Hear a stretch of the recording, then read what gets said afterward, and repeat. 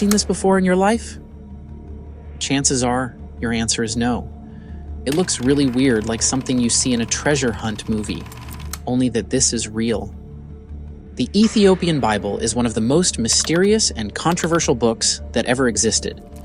Even the country itself is shrouded in mysteries that can't be explained, but that's a story for another day.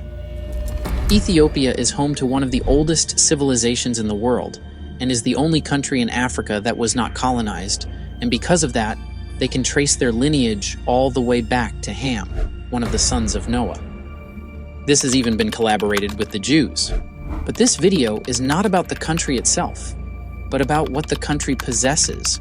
Ethiopia has some of the oldest Bible scrolls that ever existed, even older than the famous KJV Bible. Other than the 66 books that make up the King James Bible, the Ethiopic Bible has 88 books and includes some works that other churches just don't have. The book has scrolls from the Old Testament, the New Testament, and scrolls that had never been seen before. And what makes this so interesting is that they had these scrolls long before Christianity first came to their society in the 4th century. In other words, Christianity wasn't a religion given to them like most nations. Christianity was already in Ethiopia. Since the 4th century, Ethiopia has been a nation of Christianity. Egyptian traveler, monk, and historian Cosmas Indicopleustes wrote that Ethiopia was a Christian country when he visited there in the middle of the 6th century.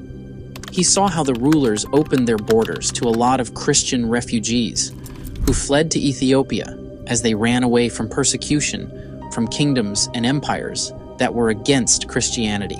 Certain Ethiopian tribes have been worshipping the Christian God for over 3,500 years.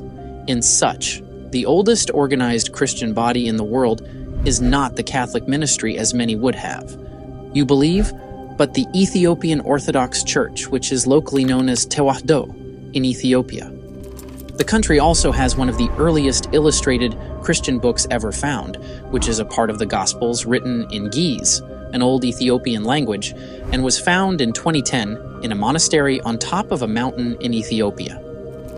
According to the Kebra Nagast, which is an Ethiopia's holy book, in the 10th century BC, an Ethiopian ruler and the famous biblical Queen of Sheba went to Jerusalem to ask the famous King Solomon for advice. It's even recorded in the acceptable Bible canon, but what the Bible didn't tell us is that the two rulers had a son together named Menelik. Queen Sheba took the boy back to Ethiopia and made him the first emperor. In 2012, experts looked at the genetic makeup of many Ethiopians and found some evidence to support Sheba's journey to Jerusalem and birth there. In such, it is believed that Egyptian, Israeli, or Syrian people may have mixed with the Ethiopian natives around 3,000 years ago, during the time when the queen is said to have ruled the kingdom of Sheba, collaborating the story even further.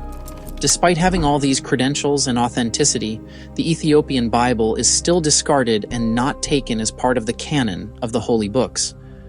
In fact, most people, including believers of the same faith, have never heard of the Ethiopian Bible.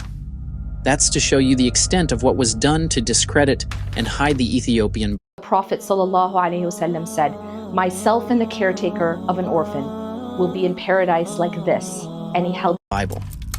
This begs to question, why? Well, to understand that, let's take a little history lesson.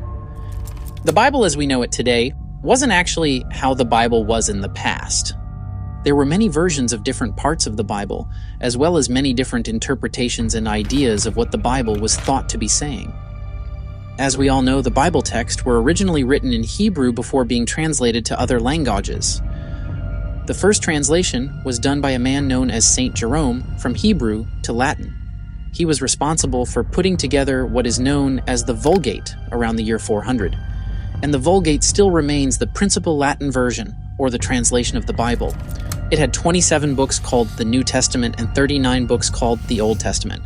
At that time, it was called the Hebrew Bible. You see, in the 1st century, many books were written about Jesus' life and teachings. However, many of them were not true. These were like fan fiction novels of the account of Jesus' life. The problem was that when these books were written and released to the public ended up believing those fan fiction